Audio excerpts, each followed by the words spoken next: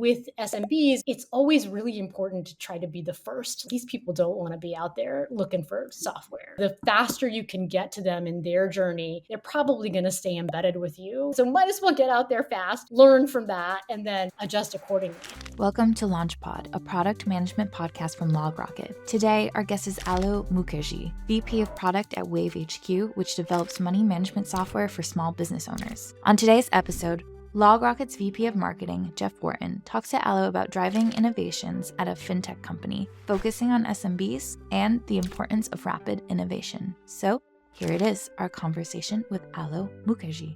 Hey, Alo. So excited to have you on today. We've known each other for, I feel like, quite a while, but this is the first time we actually get to really sit down and talk through product. So I'm excited to have you on. I'm excited to be here. Thank you for having me. Yeah, definitely. No, this is fun. I'm really stoked for this episode. You've done, a lot of really cool stuff in the SMB world and looking forward to dig into it. But, first I'd like to kind of just start with the obvious. PM was not something that was big. Product was not a huge, it's not something you and I could have majored in college when we started, right? Yeah. It wasn't what it is now 20, plus years ago when we all started.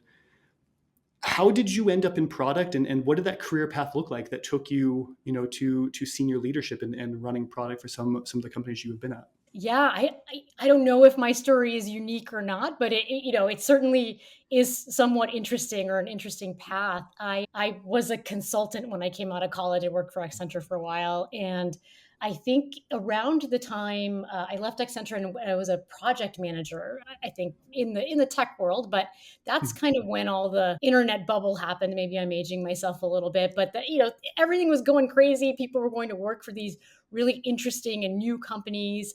And so that's how I ended up in product. I kind of saw this junior product management position at a tech startup, and it was maybe the only one I was qualified for. So ended up applying there, and that was a great company. And so I was very lucky to get that job.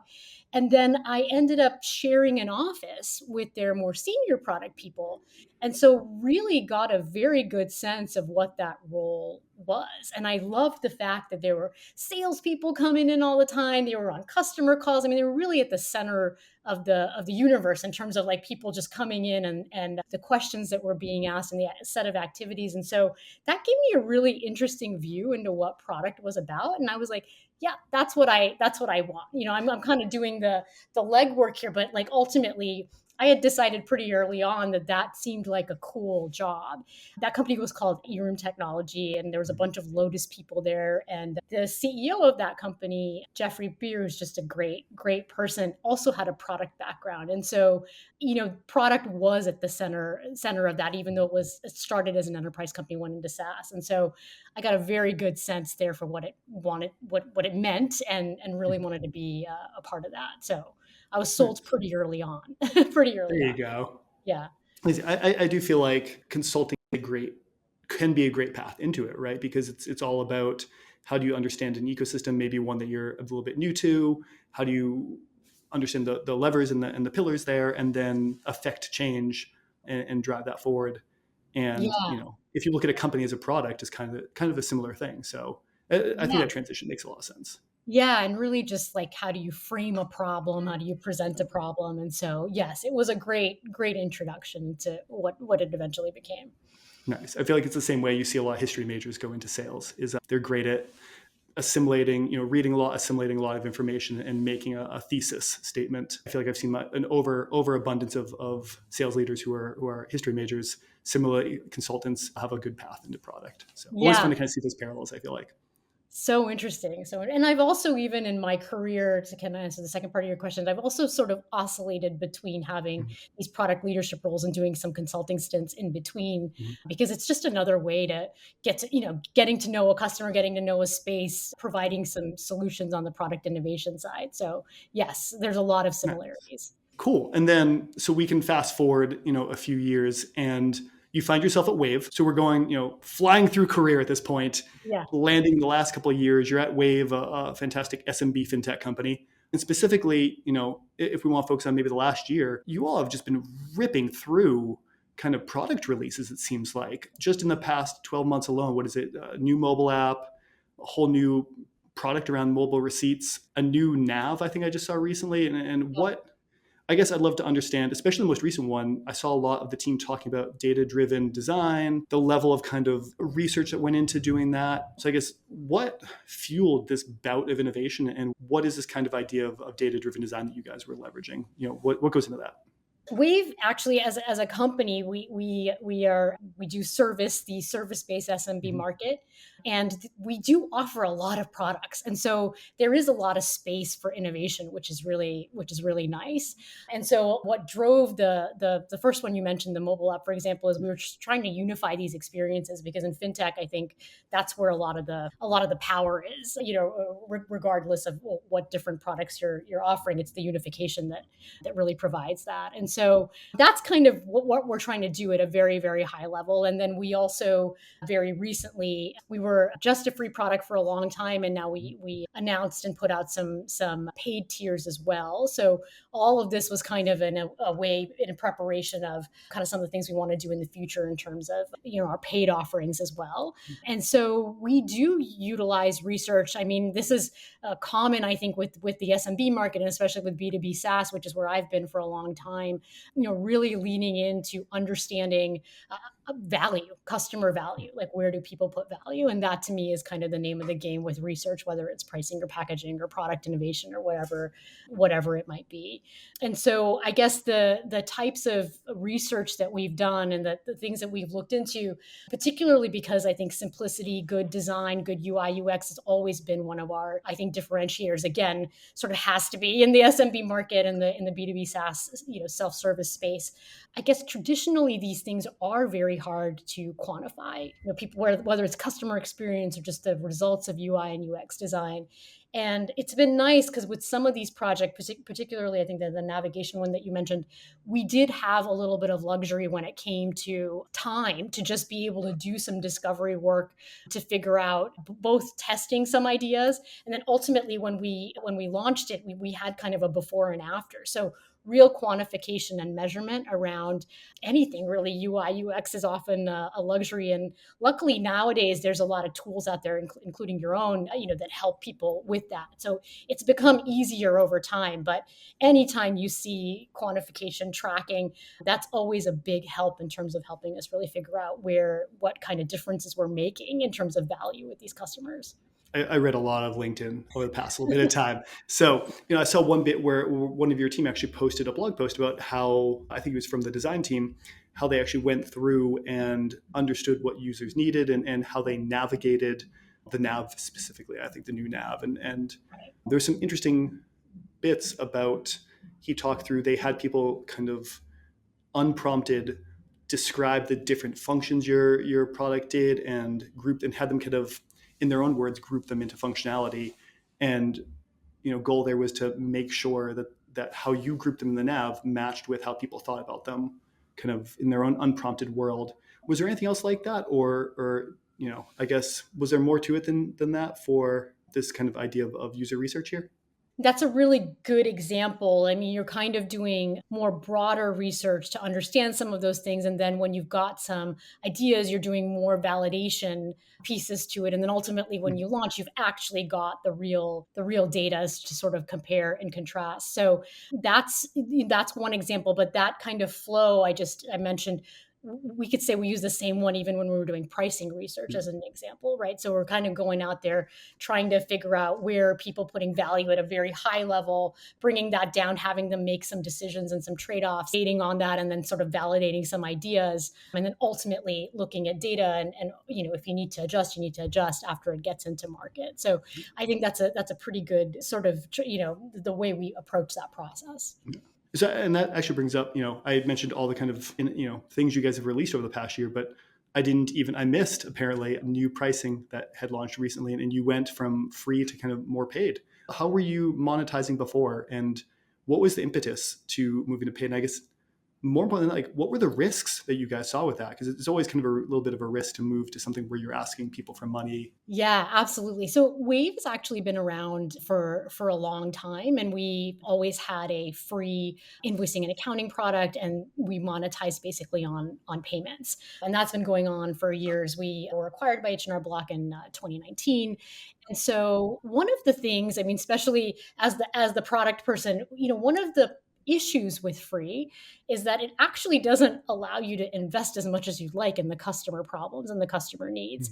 And for us, we've got a lot of folks that are coming in doing invoicing, and then, they're kind of monetizing on the payment side. So the invoicing, which is the thing that they really want to do, we haven't been able to innovate and make enough progress on the product side as we'd like, or solve as much of many of the customer problems that we'd like.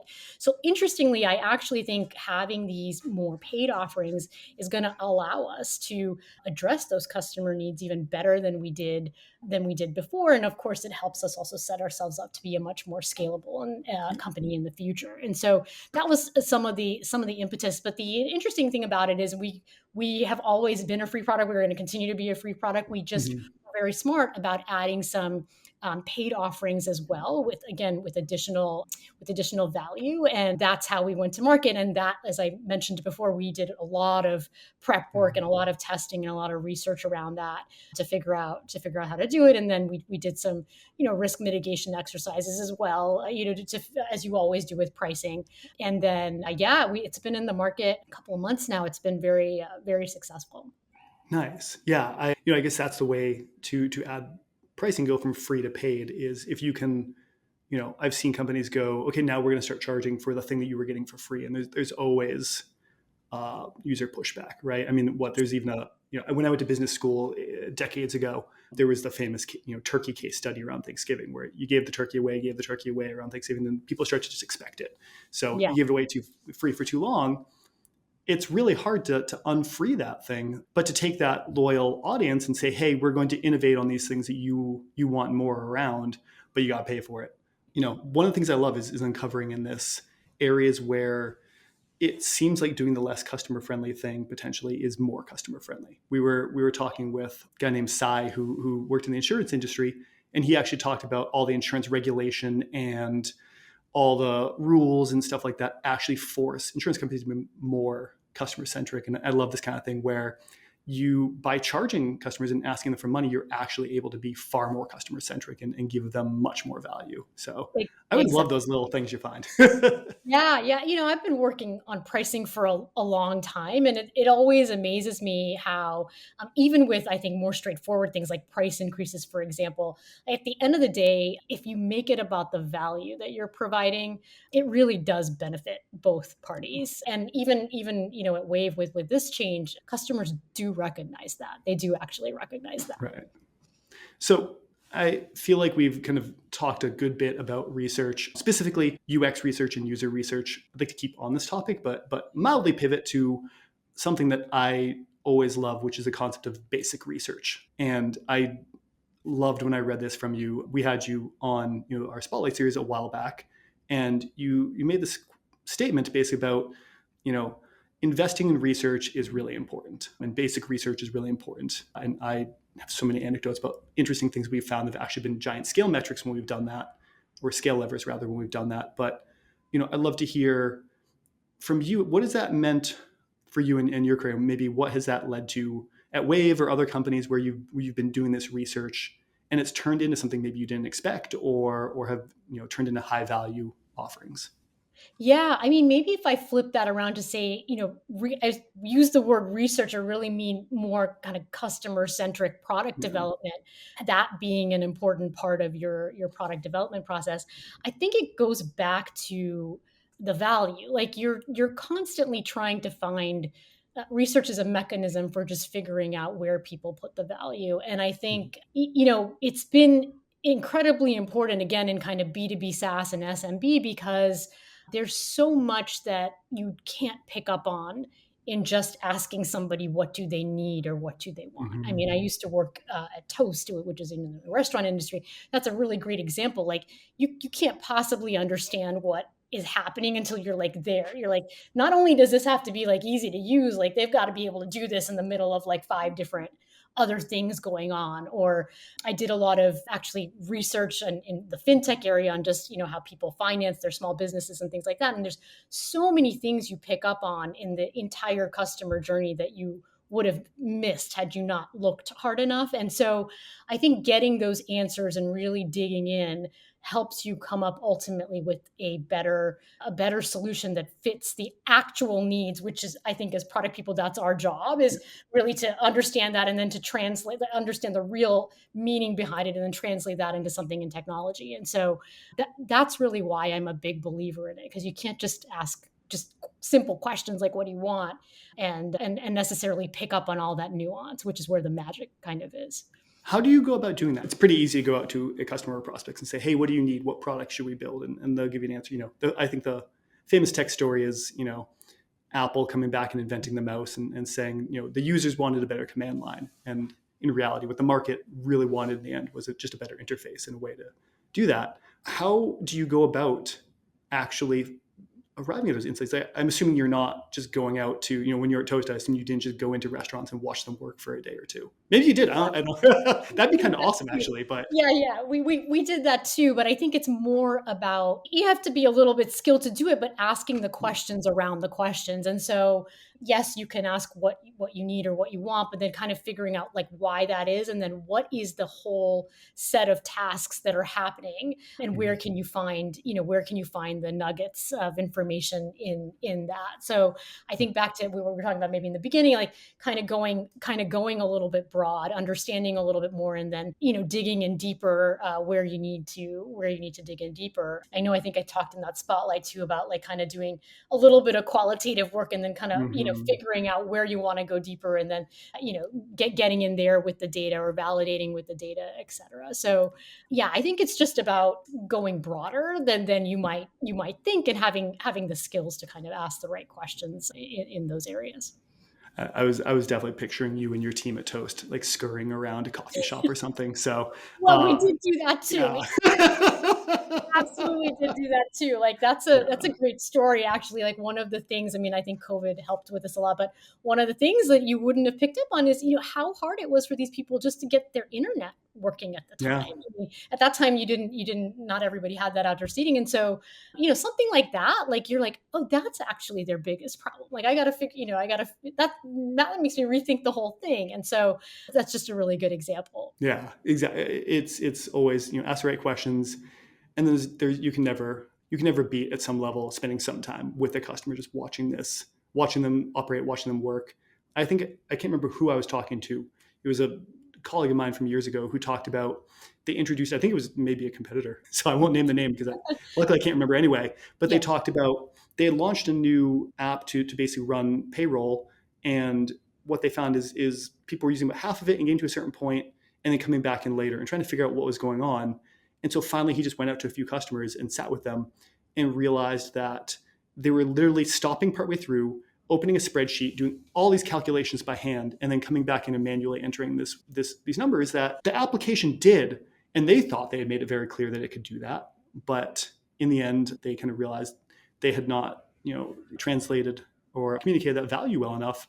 And so they found that all these people were just kind of having this terrible experience. It was just a matter of exposing that product capability better. So I think you always learn the interesting little nits when you do that. Yes. And to, back to what you asked me in the beginning, I think it's all about just being curious around those problems. Yeah. Like that's really what we're trying to do. Right. And to that curiosity, right? I always love a good rule. Anyone who has a framework or a rule, I eat that stuff up. I love it. So, I've heard you talk about this rule of 5 for user feedback. And it made sense to me, but can you, I don't want to steal your thunder. Can you maybe explain a little bit and how it works out? Yeah. So we've talked about this process, but like that idea of kind of going broad, like to me, 5 is like a good manageable number. Particularly, I would say 5 in each segment of whatever your audience segments might be. But just talking to 5 people to just get a sense of like, where do I want to go with this? Like, where are the areas that I want to go deeper? Do I need more qualitative? Do I need more quantitative? Is there a way for me to get this data? I think, you get so much 80 to 90% of like what you need to get just talking to those 5 people. And then kind of again, like sort of the magic comes when you're sort of looking in between and figuring out where do you dive deeper and how do you even design the right study that you want to design around the research. So I've just found 5 to be a pretty good number where you get all the information that you need in order to like dive deeper. Right. No, it's good to have an idea around that because, it's very easy to either say, hey, we talked to a couple people, we got the info, or, at what point do you stop? You could go on forever talking to customers. And the second you get one different answer, you go, oh, maybe we're thinking about this all wrong. So it's good to have that kind of rough idea of at what point, we're big here on how do you test a core hypotheses? How do you, gather the data you need to kind of get to the point of conviction and then move to the next thing, and you iterative testing through, an entire process to kind of complete a project or kind of come to a final thesis. And, one thing we've always gone back and forth on is how many people, what's proof? What is convictable proof versus just kind of anecdotal? So I always love to hear how other people look at that and where they set the bar, because I think it can inform a lot of what we do here. So, and hopefully people listening, it can also help there. Yeah. And maybe I would just, to summarize it, I would just say, like, to your point, the 5 gets me to the themes that I need to get to. And then I can decide what I want to do from there. That's fair. Yeah. So we talked very briefly about pricing and packaging a few seconds ago, but I told you before we started recording, it's I think one of my nerdy passions is pricing and packaging, because it's maybe an underloved lever in my mind of, you can have the best product, you can have the best messaging, but if your pricing is off, your packaging just doesn't make sense, you'll probably do okay, but you are, I would wager you are leaving huge amounts of value on the table. And it seems like you've gone through a lot of that recently. So I'd love to kind of pick your brain a little bit about it, to be honest. And, first of all, I'm going to put you on the spot on this, but you talked briefly about, at a prior point in your career, there was one time where you only talked to customers and not to, people outside the org, but you were looking to grow the new customer number and use that data to set some pricing and packaging policy. And it didn't work, but that's kind of where the story ended. Can we know the story? Yeah, that's going back, but yes, that was the first time I did, I would say, both new product and kind of pricing and packaging work. So luckily I haven't repeated those mistakes again. Yes, that's exactly what happened. I mean, we only researched with our own customer base, partly because that's easier to do. You have access to them. And that was one of our goals. But now I always look at those two are definite segments. You look at your new customers versus like your current customers and kind of try to figure something out that works for both of them. But in that case, I hadn't done that. And so when we launched it, it wasn't doing so well with our just bringing people into the product suite, which was one of our goals. And so we actually pretty quickly then gathered that data and then had to make some changes to how we did the pricing. And luckily it wasn't so far off. I mean, there were some tweaks that we had to do, but we were able to make those adjustments and it worked out, a lot better. It just wasn't being priced on something that those folks understood, whereas it worked a little bit better with our current customer base. But yeah, we ultimately came up with something that accommodated both. And how did you discover kind of the right pricing lever there, right? Yeah. Was it just talking to those prospects or how'd you get there? Yeah, I mean, I think in that case, because our conversion numbers weren't what we wanted them to be, we just went out and talked to some of the folks. And then we did kind of some of the other things we just were watching people and we're asking them, like, what are your questions? You're looking at this pricing page. What are your questions? And so we were able to actually pretty quickly, even within 5, right, figure out like something's going on here where this is not making sense to them. Right. And that actually made sense because it was what our current customers were pricing off of. So obviously they understood it and these guys didn't. And it was really important for them to have predictability in pricing, as it is for most customers, but certainly for SMBs. They wanted to be able to predict what their monthly cost would be. So kind of went back and figured out how to work that in a way that would make sense for everybody. Nice. I love that you slipped the rule of 5 reference in there. Yeah. But it's true, right? If you get 5 people in a row who all say the same thing, and it's, person 1, 2, 3, 4, and 5 all have basically the same point, you're probably onto something. We had a similar problem. I think early on when we launched we have a big blog for product managers, And when we launched that, some metrics were going right and some things were not kind of hitting what we wanted from a results standpoint. And, I think one thing people underestimate is how willing people are to just answer questions. If you're just coming at them from an honest point of view, hey, we just want to see this work. I'm not going to sell to you. I just want to ask you some questions about this. And we were able to get a lot of people to respond to us and chat with us. And the first 5 all said the exact same thing, to a point where it was almost, I was working with one other member of my team, and we were laughing, like, almost did these people coordinate, because it's just so identical. And that's when I think we're on to something here. Yeah, And I we were think we're able on. to pivot. Exactly. And that's actually what led to this podcast that we're doing right now. So I love happy your blog. outcomes. So it's working, whatever it was. So Yeah. Oh, good.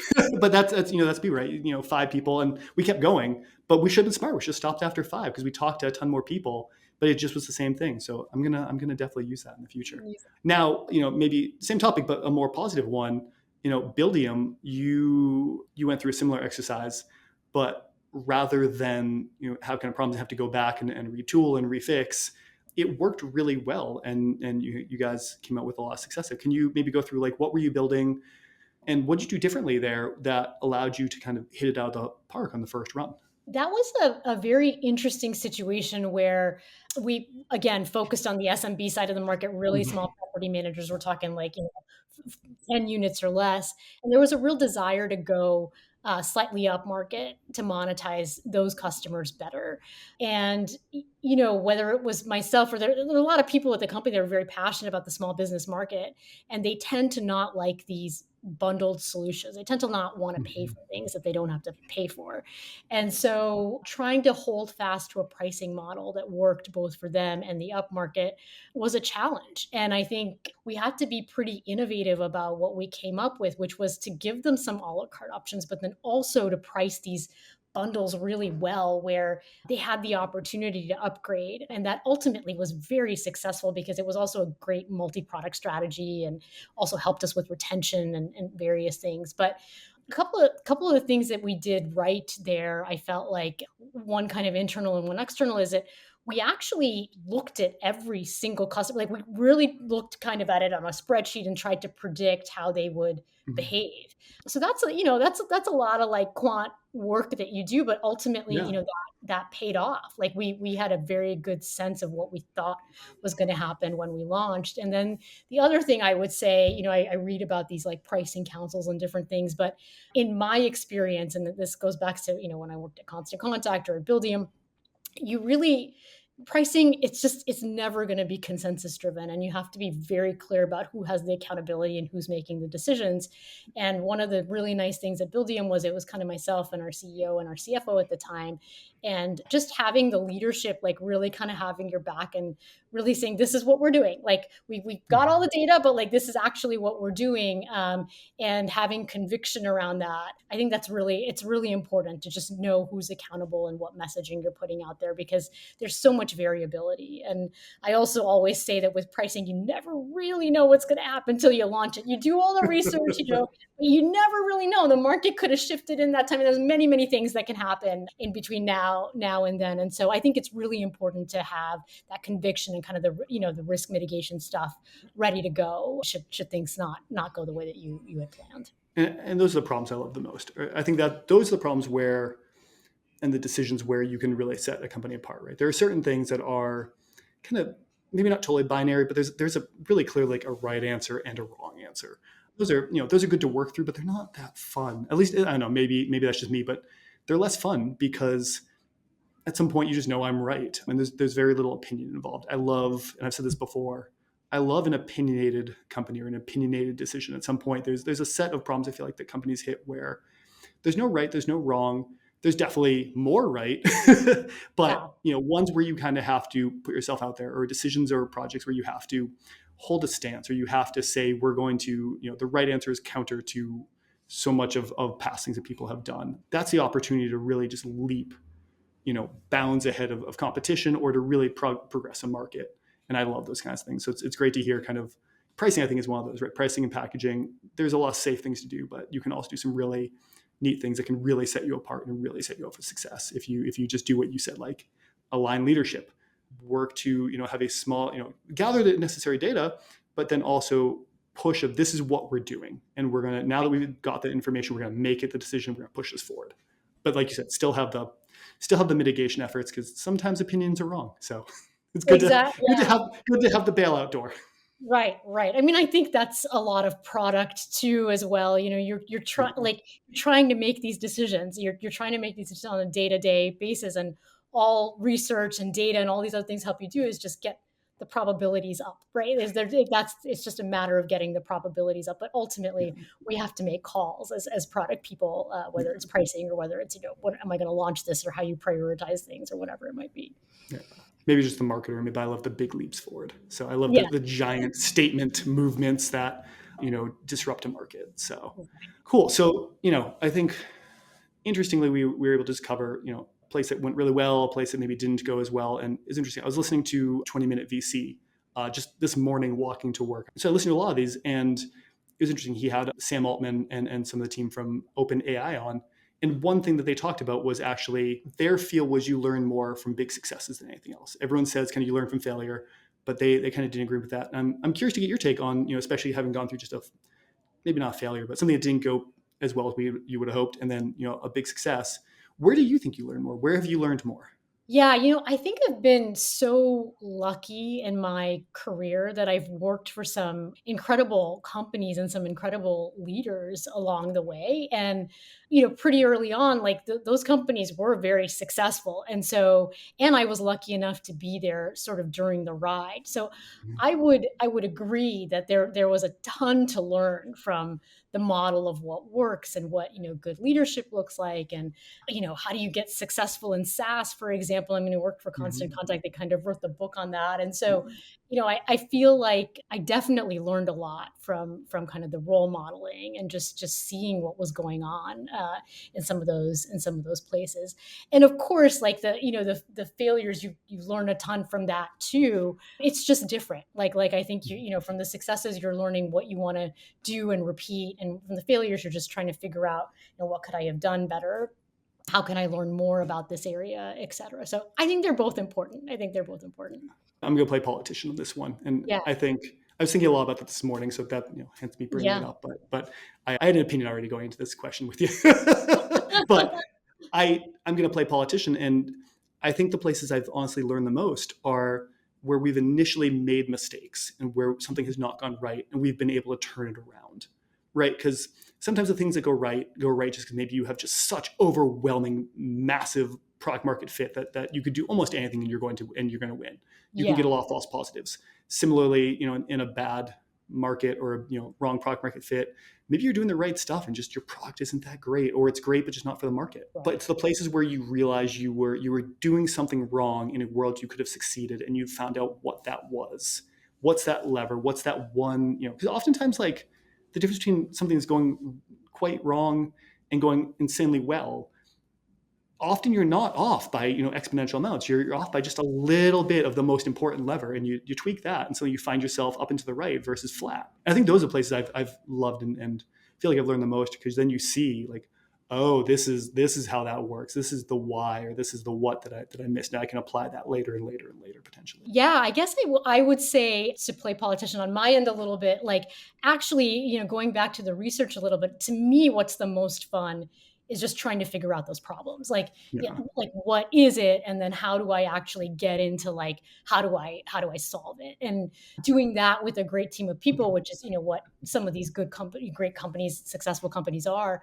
That's just, to me, that's the most fun process, regardless of whether you actually succeeded or failed. It's the kind of the process of figuring it out. I was going to say totally leave this subject now and completely move on. I think the problem with that is what we're going to jump into is tied. So let's minorly move on. And you've talked a lot about, especially in SMB, that velocity.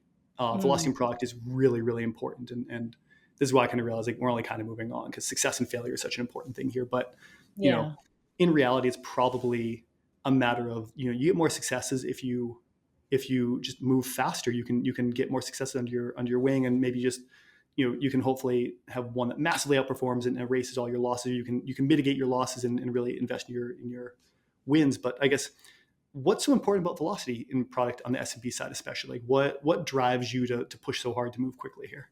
Yeah, I mean, I think it's a lot of it is just software in general. The market moves so fast, and let's be honest, in software, I mean, anyone can copy anything, right? Like it's just a matter of building stuff. And so I think it's really, really critical to be able to get out into market, to get to a market, an audience quickly, learn something and try to test and iterate on top of that. And then with SMBs and consumers too, because I think they behave very similarly, it's always really important to try to be the first. Like usually these people don't want to be out there looking for software. I mean, think of that restaurant person I just talked about, right? Like there's no way. And so I think, the faster you can get to them in their journey, they're probably going to stay embedded with you, as long as you're not doing anything too wrong. And so I think being the first in their tech stack or whatever part of their tech stack they're trying to figure out is super, super important. So, for those reasons, I think velocity is important. And then as a product person,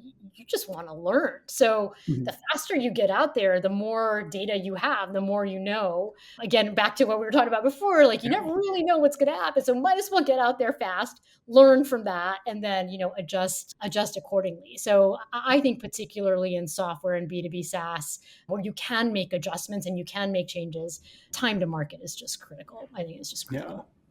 And I guess that brings up the question though, like you said, you kind of get one chance to be the first one to the market, but also, I think you get one chance in a lot of these markets for these people to be introduced to you. And they will stay with you if you present the right solution and something that works well. But the contrary to that, or the contrary to that, is if they're underwhelmed by what you deliver, they might never come back. So how do you balance this speed and velocity with delivering a complete solution that's at least complete enough for what they need, right? Like I talked last week, we went over kind of this idea of like the concept of the MVP is kind of dying because it's not great for anybody. But how do you deliver this like minimum complete product but still maintain velocity? Yeah, so I would go back to the word value, right? Like, I mean, you're really trying to figure out how much value can you deliver in order to get Mhm. some learnings or whatever your objectives might be, and that is where the data and the research comes in handy. And Mhm. I really have an issue when people think that that takes a long time because today with all the tools that we have in place, the different ways you can do the research, you actually can get through it pretty fast if you want to. Mhm. If you really put the time and effort into it, you can do it pretty fast to at least where you have some confidence in what you're putting out there. I mean, Mhm. again, you don't know everything, but you can be pretty sure that you aren't delivering whatever type of value you want to be delivering. How is that going to resonate? So I kind of use the research and the data piece of it to get some confidence in on that spectrum what it is that I'm putting out there, and is it actually achieving whatever the goal might be with that particular product. I think it's been important. So here, obviously I don't work in product here, but I'm, we sell a lot and I talk to customers all the time, and I have the benefit of being able at least, talk to our head of product and our head of engineering quite a lot. And I have an opinion whether they like it or not. But one thing that's been important, we've been working over the past year to kind of launch and really increase the productivity of this tool we call Galileo AI. It basically a way to kind of understand severity of user issues and kind of take this world of analytics where it's very retrospective. It's very you react to things going on. How do we make that proactive? And part of that is how do we surface the things you need to look at as Right. fast as possible, not after it's hurt your KPIs or after users complain, but when it's just happened to a few people, how do we surface it to you right away so you're not looking for the next thing you need to understand? And the big thing we keyed in on here, I think this is the important thing, the velocity rate, is understand what's the couple vital things that are just you cannot miss on and make sure you deliver those, and that gets you a long way. So here it was, we do not want to have false positives. The second you have even a couple false positives, people start to look at it and go, well, this AI thing is just like everything else, it's garbage. So we Right. worked really hard to make sure that that level of false positive was near zero, and the rest you can get we can iterate on and continue to improve, but that's the part we had to lock in. I think that's worked really well for us. So to put my 2 cents on this topic was velocity can be driven really quickly, but you have to understand like what are the no mistake areas, or in hiking like or skiing, you call them the no fall zones, right? Right. Right. Yeah, I think that's absolutely right. And I love that example because I think the going after the data that you do have is often one of the faster paths to understanding, whatever it is that you're trying to understand. So it's a very good example of why there's so much stuff there to look at, from a speed perspective before you have to go out into a market or whatever research you want to do. Now, last topic, I want to make sure we cover it because I find it super interesting, and I love seeing you've been really involved here. But there's this group, FinTech is Fem. I've seen you talk about doing speaking with them and participating in events, and you come up on my LinkedIn a lot. I'm gonna be honest, which is great. I learn a lot. Actually, I'll be honest, it's been really helpful. I feel like I see a lot and learn a lot here. You got a lot of good wisdom. But I've seen this a lot, and I'm curious. What's your level of involvement here? What is the group? I can kind of guess from the name, but maybe a little bit more detail would be awesome. Yeah, I mean, we just did, I think they had their inaugural event in New York where I was on this panel. And I will say that was a truly transformational experience. And I don't know that I was necessarily expecting that. And so Nicole Casperson, she put that on, truly inspirational leader in terms of like just recognizing, I think what I felt in the room, which is that there are these, traditional fintech businesses, insurance, banking, these long time businesses, and just having the space to hear the female voices in the room and recognize that you're kind of experiencing the same things. That was really quite powerful, actually. I don't know if I knew that going into it. I'm always like skeptical of the values of a lot of these conferences, but boy, that was a really, really great event. Even AI, we were talking about AI, and instead of being, usually this huge strategic, what our jobs are taking away and whatever, we really got down to the tactics of like, what can we do in our day to day with AI and product, particularly in product inclusion. So I'm a huge fan. I mean, I'm newer to it, but I hope to do more. I think Nicole's done an amazing job. Awesome. Well, they're on LinkedIn. It looks like a whole bunch of other places. Definitely worth checking out. And then, as you think on AI, I think that's, you and I will have to reconnect. I'd love to hear tactically. I think that's the big struggle is everyone has these big grandiose ideas, but tactics are what are you doing today with it is, I think, something often missing. So maybe we'll have to do an episode 2 a while out after we both, push some product out and seen what works. But as a last thought, if people want to follow up, if people want to ask you questions or get in touch with you, is there a way people should look for you? Yeah, I mean, LinkedIn is always a good one, and then I'm sure there'll be links to this, and I did the spotlight series with you guys. But yes, LinkedIn is always a really good place, to start, and I do check it. So would love to hear from anyone that cares about these topics. Awesome. Well, Alo, thank you so much for joining us. So, as always, a pleasure to chat, and we'll have to do this again sometime. Yeah, it's great to see you. Thanks so much. See you. Thank you.